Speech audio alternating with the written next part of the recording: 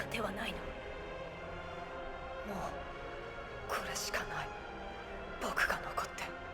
足止めを。お前はダメだ。エレンを止める切り札はお前しかいない。ここは俺が。ダメに決まってるだろ。巨人の力はもう一切消耗させるわけにはいかない。みんなをここまで率いてきたのは私だ。大勢の仲間を殺してまで進んできた。そう、けじめをつける。ハンジさん。アルミン・アルレルト、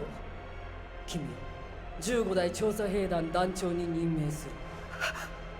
調査兵団団長に求められる資質は理解することを諦めない姿勢にある。君以上の敵にはいない。みんなを頼んだよ。というわけだ。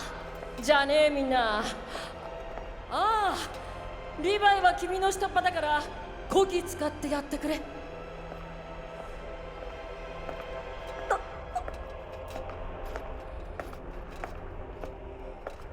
おい、クソメガネ。わかるだろう、リヴァイ。ようやく来たって感じだ。私の番が。今最高にカッコつけたい気分なんだよ。このまま引かせてくれ。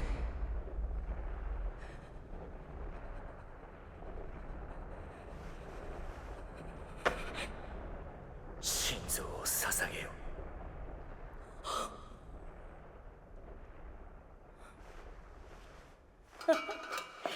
君が言ってんの初めて聞いたよ。ハンジさん。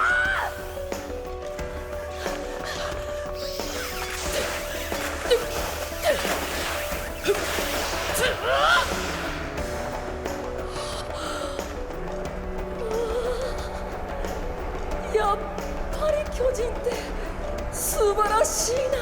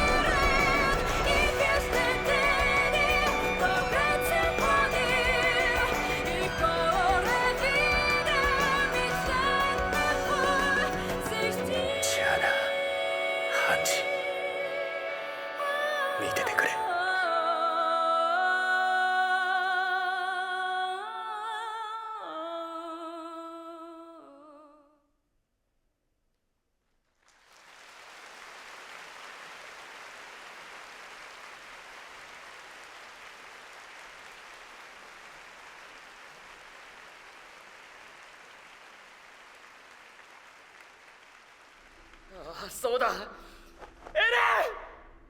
サシャのことでお前を憎んだけど、本当はお前だって悲しかったんだよな。なのにちっともお前の立場になろうともしなかった。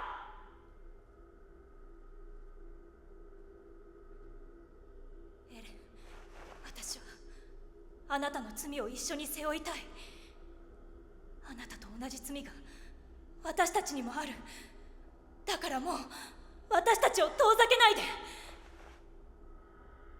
だからお願い、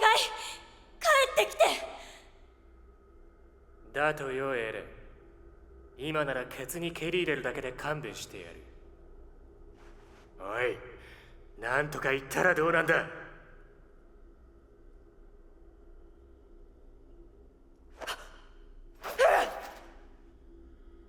地ならしは止まらない。パラディ島の未来を運に任せて放棄することもない。俺は進み続ける。おい、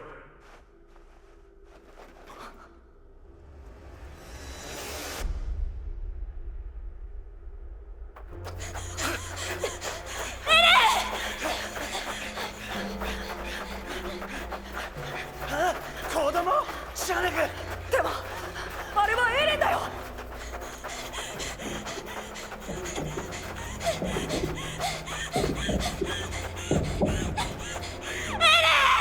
なぜダメなんだエレン。俺らが信用できねえってのか。どうして僕らが巨人の力を使えるままにしたんだ。ここならいくらでも話せるだろ。話してくれよ。僕らはずっと一緒だ。もうこれ以上遠くへ行かないでよ。エレン！俺は自由を手に入れるため世界から自由を奪う。だがお前らからは何も奪わない。お前たちは自由だ。お前らが世界の自由を守るのも自由。俺が進み続けるのも自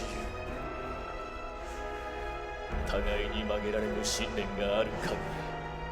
俺たちは衝突する。俺たちがやることはただ一つ。戦え。そんな。じゃあなんで僕らをここに呼んだんだよ。話し合いは必要ないと話すため。俺を止めたいのなら俺の息の根を止めてみろ。お前らは自由だ。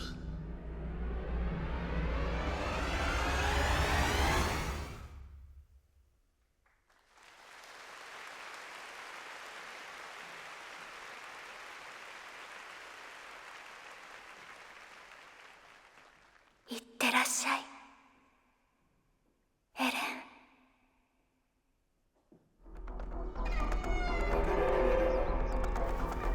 俺は望んだんだ。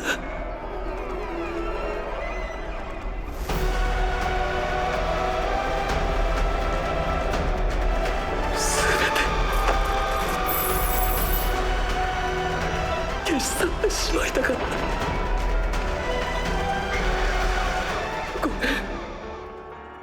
ごめんごめんごめん。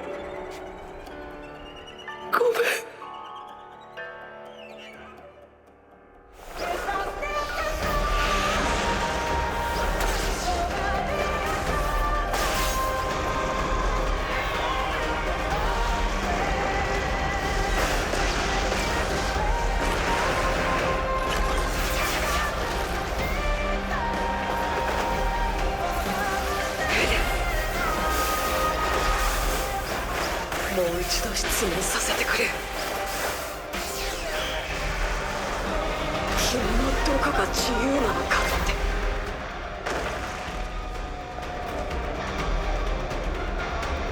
そこから引きずり出した後。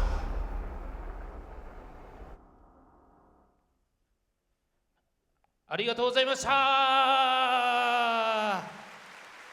ささあまずは3月に放送された「進撃の巨人」ファイナルシーズン完結編前編の生アフレコとダイジェスト映像をご覧いただきました。ということで続いてのタイトルは「進撃の巨人」ファイナルシーズン完結編でございます。原作は別冊少年マガジンにて2009年から2021年まで連載されていた諫山はじめ先生による同名コミック累計発行部数が全世界で1億部を突破するなど記録的な大ヒットで社会現象を巻き起こしました。本作は圧倒的な力を持つ巨人とそれに抗う人間たちとの戦いを描いたダークファンタジー作品です。2013年より放送開始されたテレビアニメシリーズは今年で放送10周年を迎えます。現在ファイナルシーズン完結編前編まで放送を終え、この秋放送予定の完結編後編にてついに堂々の完結。今回のスペシャルステージではキャスト監督を交えて完結編前編を中心にお話を伺っていきたいと思います。どうぞ最後までお楽しみください。あんな生アフレコから入ります？いやマジで俺もう5分前までシチュー食べてたんですね。信じれんわ。でもまあちょっと素晴らしい、アフレコを見せていただきました。さあそれではそんな本日のゲストの皆さんにご登壇いただきましょう。大きな拍手でお迎えください。あ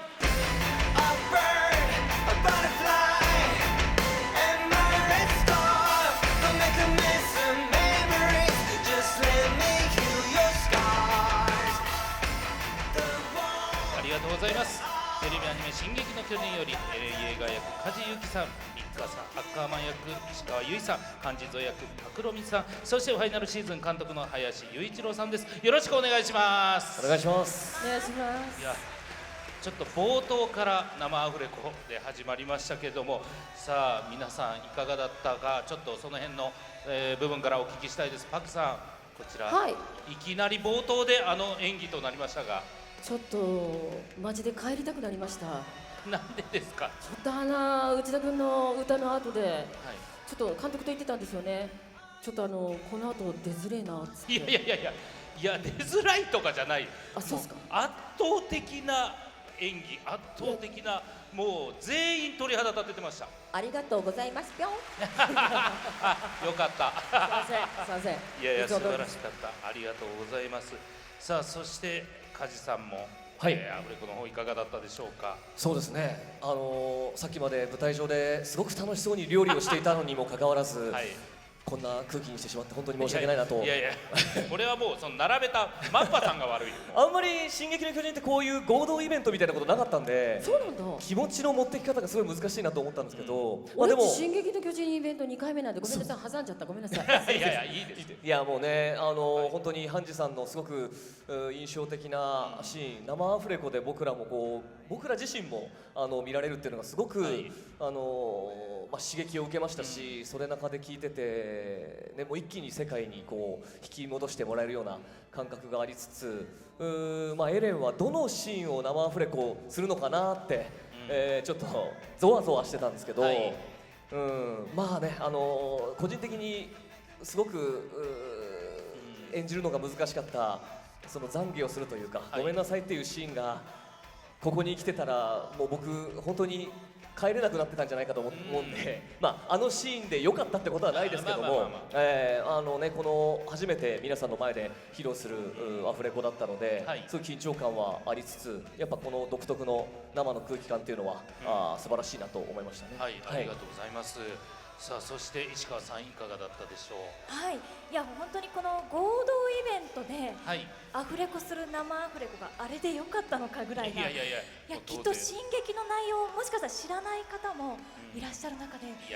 ごい重い、もう進撃の中でもすごく大事なシーンをハンジさんもですし私たちもこう演じさせていただいて、でもこうやっぱり最近の進撃ではやっぱりエレンとミカさんもなかなかこう一緒にいられることが少なくなっていって、アフレコの中でも一方的というか、喋っては同じシーンで喋ってはいるけど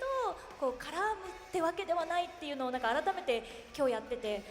まだ会えないなっていう気持ちをすごく感じましたね。なるほど、それでここから一体どうなるんだというのもね、思いに入ってくると思います。さあ監督、生アフレコこのように見させていただいていかがだったでしょう？いやなんか最初ちょっと見る前なんか自分も緊張しちゃってたんですけど、はい見たらなんかも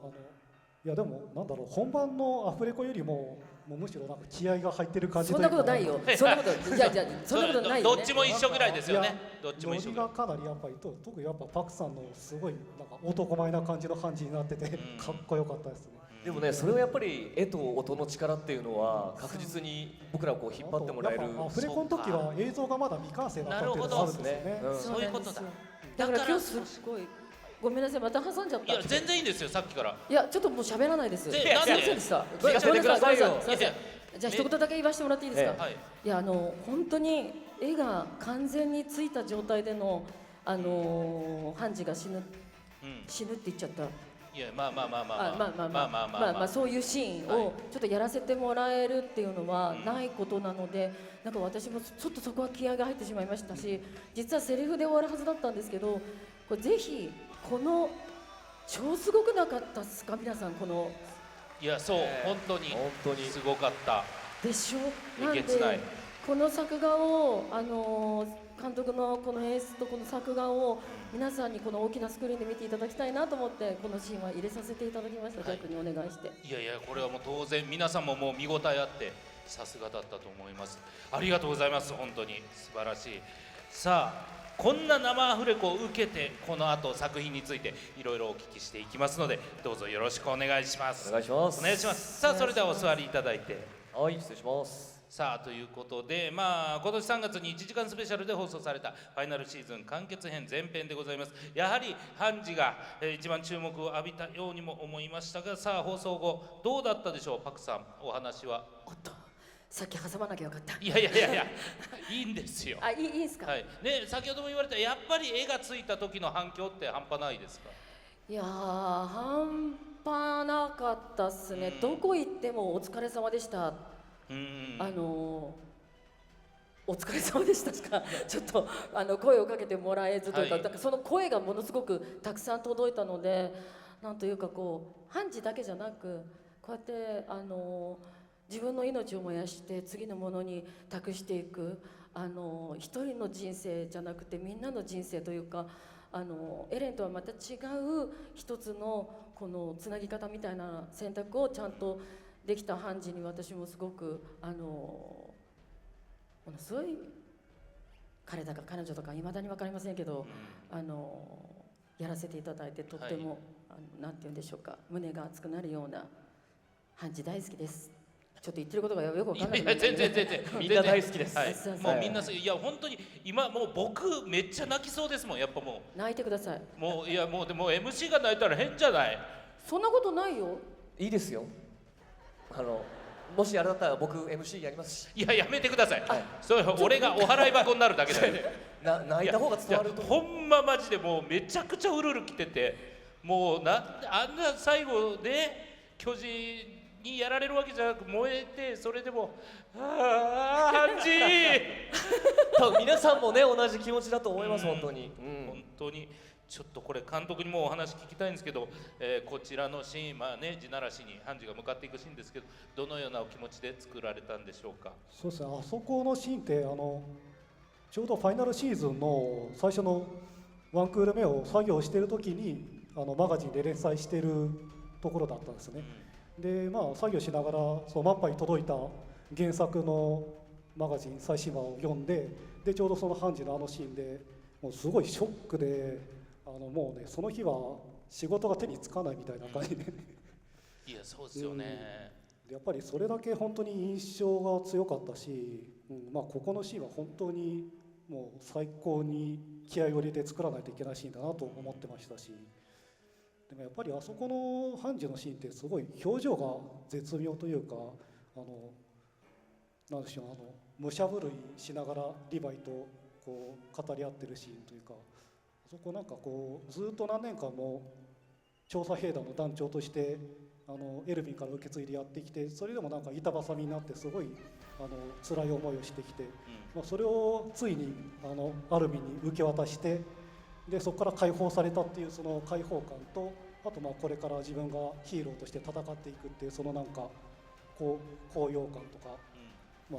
その別れないといけないっていうその悲しみもありますけど、そこのやっぱり気持ちが表情に凝縮されてて、やっぱあそこの表情の演出は一番時間をかけて気合を入れましたね。そうですよね。ちょっとパクさんもマジで泣いちゃって。監督の話がじんときすぎて、うんそれ聞いてもう一回アフレコやりたいですね。もうやりますか。はいいや嘘です、ごめんなさい。いやもう意味がわかんないです。割と疲れるんで。そうですよね。そうです。本当そうですフルでねはいやっちゃ伝わってます。もう、うんはい。いやでもパクさんアフレコの時結構自分でリテイク出して何度も何度もやり直すんですけどはい。最後のシーンがわーハンジがわーって突っ込んで死んでいくところ、最後もう取り直すセリフももうなくなって、ひたすらわーって突っ込んでいくとこだけを何回も何回もやり直して、ああそうなんですか。でもう美輪さんにストップかけられるまでずっと何回もやり直してたらすごく印象的で。そうですね。絶対にぶっちゃけ言うと、あそこのもう燃えるところはなくなっちゃうわけじゃないですか。はい。だから絶対に使われないと思ったんですね。なんですけど、じゃあもう一回やらせてください、もう一回やらせてくださいって言って、本当にリヴァイかのように監督と美輪さんがもういいよ心置きなくやってって言ってくださって、だから何回かトライさせていただいて、はい。実際オンエア見た時に使ってくれてんだ、うん。この人たちにも心があったんだって。どう思ってたんですか。どう思持ちってたんですか。上げてからのすごい叩き落としましたけどすいません。いやでも本当そうですよね。心意気ですよね。そうですよね。いや本当にこのシーンね、最後まで巨人って素晴らしいなって言ってるハンジへの思いとか、もう視聴者めちゃくちゃツイッターでトレンド1位になったりとかしてたんですけども、やっぱかっこいいという部分ですよね。どうでしょう、梶さん、石川さんからしてパクさんのかっこよさみたいなって。パクさん。もういいんじゃないですかね。もうなんだよ。ハンジのかっこよさ、もしくはパクさんのかっこよさ教えていただきいやちょっとます。言うてもらおうじゃないか。エレンはねトレンド1位になったことがないんでちょっとわかんないですけどいやでもねやっぱそれぐらい、読者の皆さんも視聴者の皆さんもハンジさんの最後っていうのはアニメでどう描かれるかっていうのは、見たいような見たくないようなっていう気持ちで放送をお待ちいただいてたかと思いますけど、残念ながらパクさんと一緒にその回収録することができなかったんですけれども、そうだね。だけど、だからこそさっきも言ったようにこうやって生アフレコで目の前で瞬間をパクさんが演じられているのを見ることができて、でセリフその言葉文字としてない部分の息遣いっていうのもまさに10年間ハンジさんと一緒に歩んできたパクさんだからこそだなっていうのをものすごく感じられましたし、もちろんねそのマッパさんの作られる絵があって今回それがより引き出されたっていう部分もあると思うんですけど、その最終ハンジさんが、はい。心臓を捧げる前編の放送の直後にパクさんに、はい。もうどういても立ってもいられなくて、でもなんて伝えたらいいか難しかったんですけど、はいハンジさんありがとうございましたっていうメッセージを送ったら、パクさんがエレンあとは頼んだよっていうあ一言をくださって、らー。はい。そこにはいろんな意味合いがきっとあるんだと思うんですけども、ちゃんとそれを受け取って改めて後編その最後の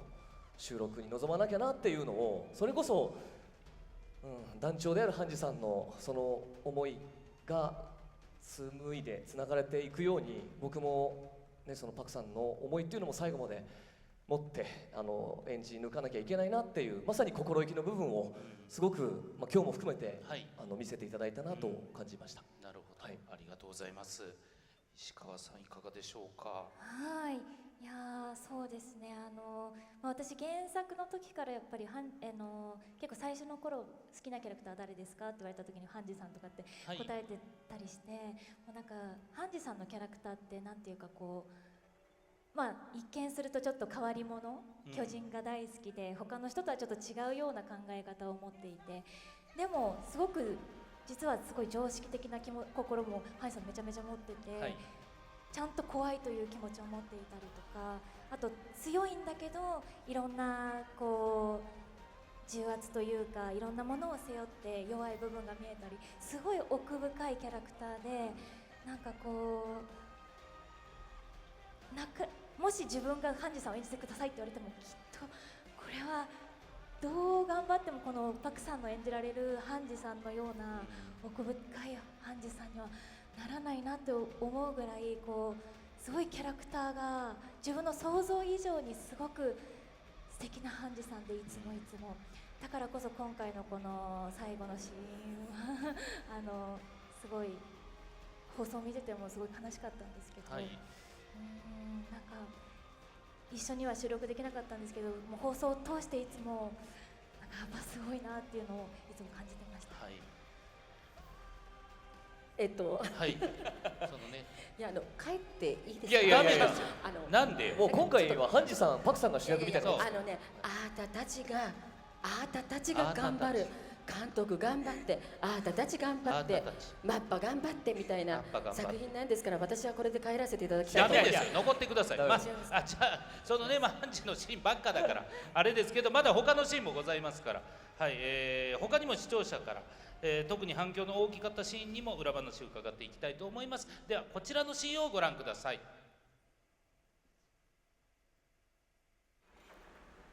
本当に悪いと思ってる。故郷を救うわずかな望みに全てをかける彼らに対して。でも私はもう戦えない。最後の時間くらい穏やかでいたい。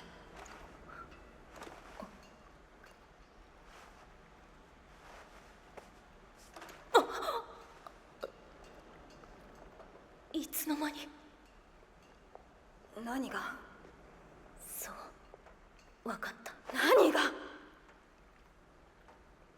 あなたはもう辛い思いをしなくていい。でもアルミンは私たちと飛行艇に乗りエレンのもとに向か分かってる。それであんたはどうしたいの。人類を救うためにエレンを殺しに行くの。う。殺さない。遠くに行ったエレンを連れ戻す。私はただそれだけ。ところであんたマフラーなくしたの。持ってる。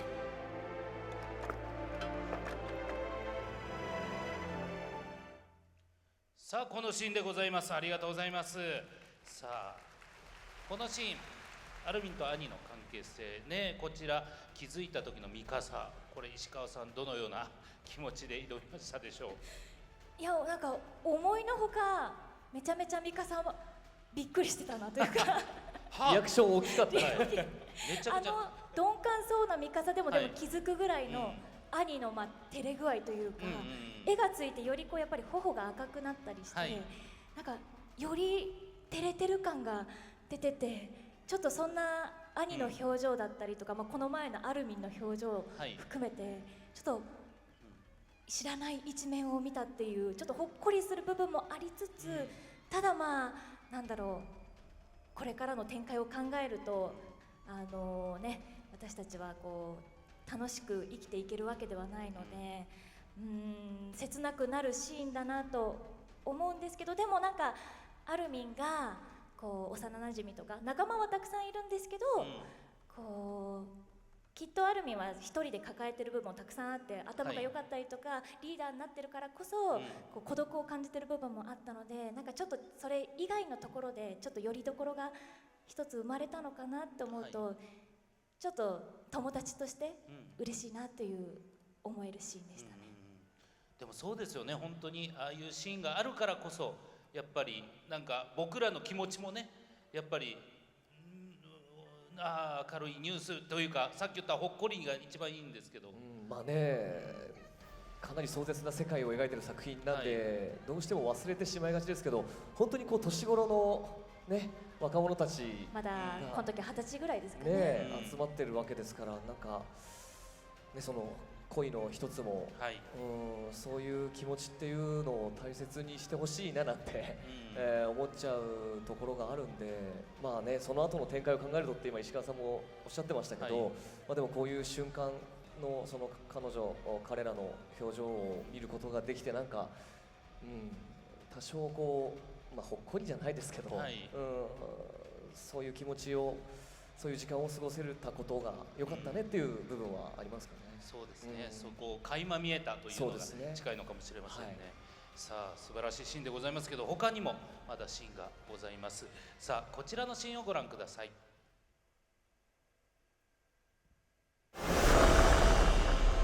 生まれた時からずっと俺の目の前には鬱陶しい壁があった。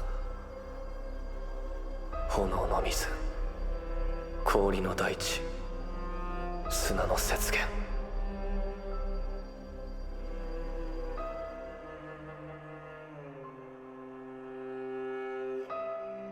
それを見た者は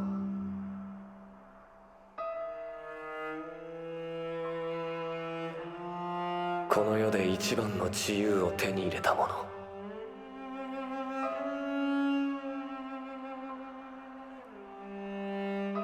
これが自由だ。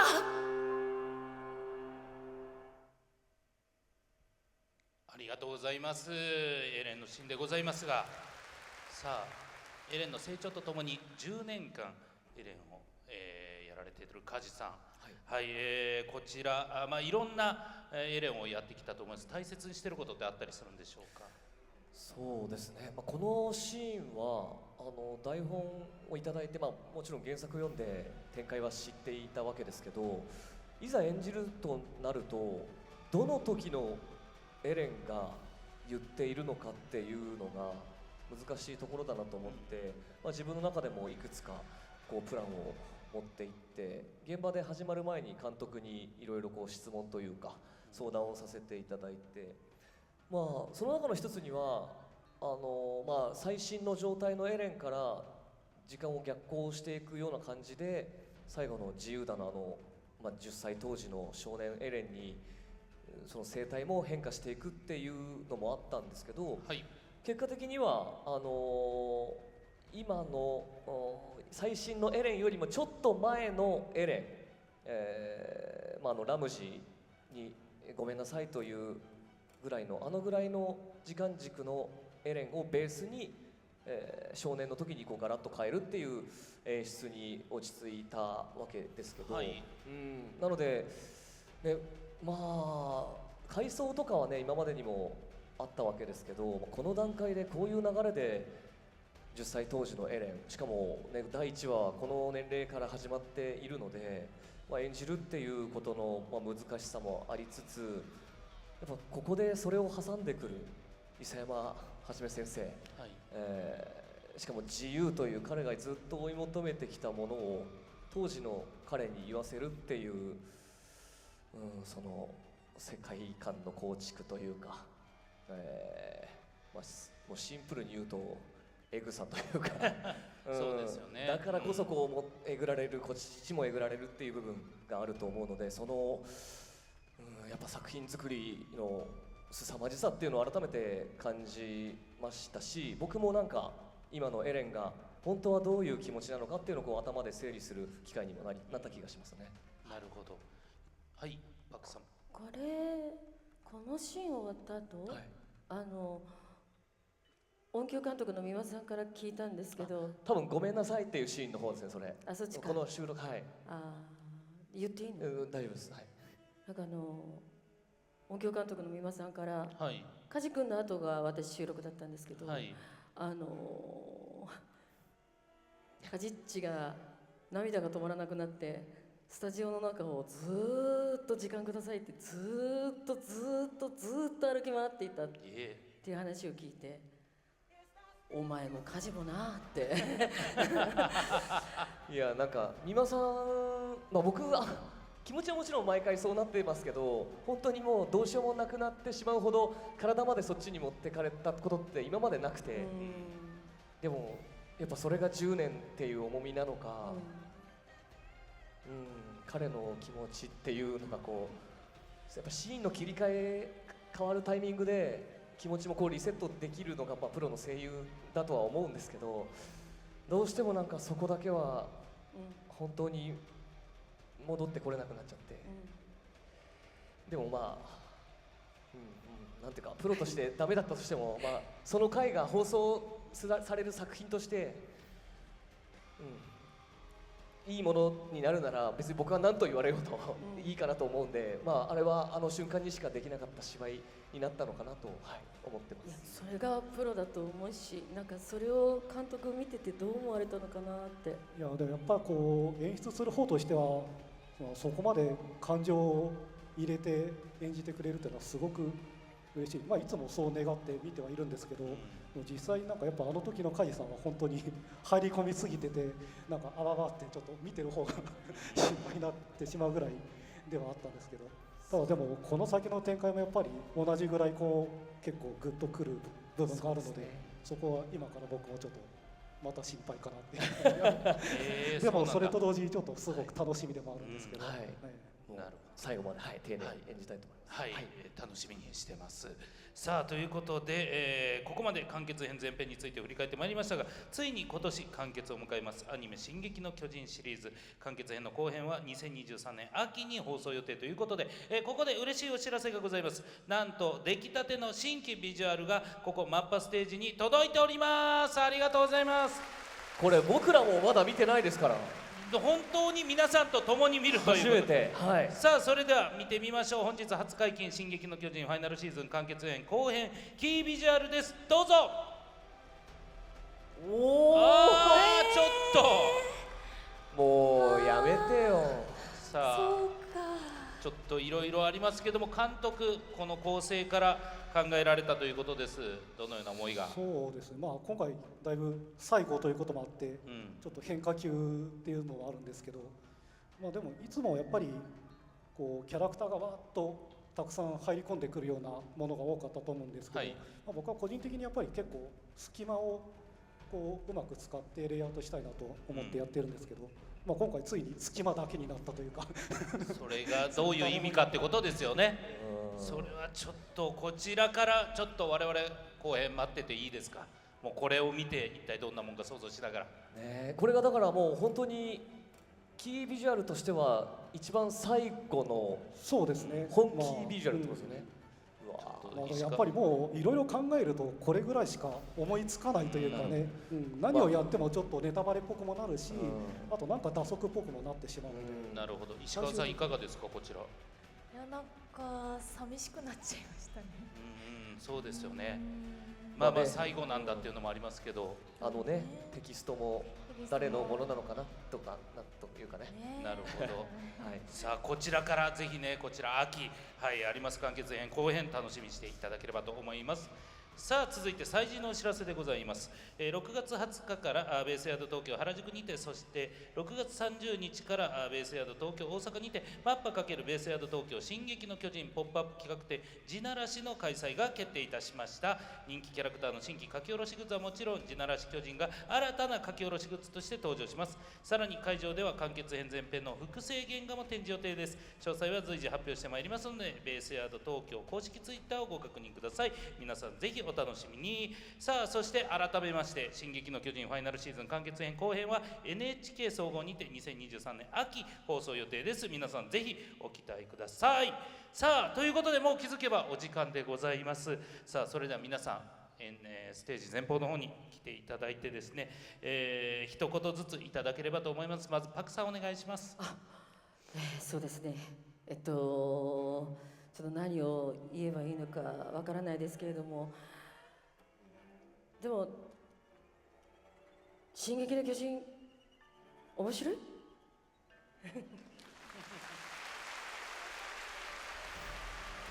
この作品は本当10年この子たち、いろんな人たちが命がけで作ってきている作品だと思います。本当に魂込めて作っている作品です。だから私も判事を全うするにあたり、さっき梶君が言ってくれましたけれども、でも私はいろんな人たちの思いをつないで判事と一緒に燃え尽きたつもりです。なのでこの後の最終話、みんなも命がけで見てください。ありがとうございました。ありがとうございました。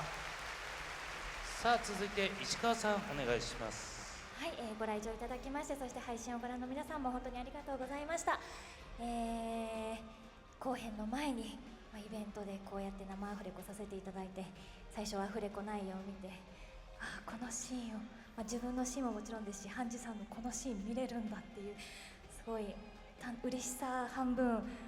なんか心がきっと乱れるんだろうなっていうすごい気持ちで、きっと皆さんも震えながら見たんじゃないかなと思います。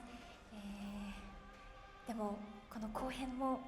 まだまだきっといろんな展開が待ってます。その前にこうしてこの詩を見れたのはすごく幸せだなと思いますし、そのハンジさん含め、そして今までにもたくさんの仲間がいて、その思いを私たちも今度は受け継いで、後編のアフレコも頑張っていきたいと思います。秋ということで、もし進撃をねまだ見てないよっていう方だったりとか、怖くて見れなくなっちゃった、ハンジさんの噂を聞いて見れなくなっちゃったって方もきっといらっしゃるんじゃないかなと思いますが、ぜひこの間に見ていただいて、最後を皆さんと一緒に迎えられたらなと思います。ぜひ楽しみにしていてください。本日はありがとうございました。ありがとうございました。梶さんお願いいたします。はい、ご来場いただきまして、そして配信をご覧いただきましてありがとうございました。実はもう後編の収録直前なんです。いよいよです。そのタイミングでこうやって、皆さんのこの作品に対する熱、期待感を感じられる機会があって、すごくエネルギーに変えられそうだなと感じました。楽しいだけじゃ終わらない作品だっていうのはもう10年間言い続けてきましたが、その楽しい以外の気持ちも全部皆さんと共有できるようなお芝居をなんとか残したいと思いますので、期待していていただけたらと思いますし、エレンという役柄としては、ちょっと難しい形ではありますが、パクさんの先ほどのお言葉にもあったように、これまで、携わってこられた役者さん、登場キャラクターたちの思いも全部込めて、いいものにしたいと思っております。そのために監督を中心に、アフレコを頑張っていきたいと思います。今日改めて感じましたが、本当にこのファイナルシーズンはマッパさんの作画、演出がなければこういう形になってなかったなと改めて感じました。本当に感謝してます。最後まで一緒に戦っていけたらなと思っておりますので、ぜひ皆さん応援の方よろしくお願いいたします。本日はありがとうございました。ありがとうございました。皆さんぜひオンエアをお楽しみに。それではこちらテレビアニメ「進撃の巨人」より梶裕貴さん、石川由依さん、パクロミさん、そして監督の林雄一郎さん、本日はどうもありがとうございました。ありがとうございました。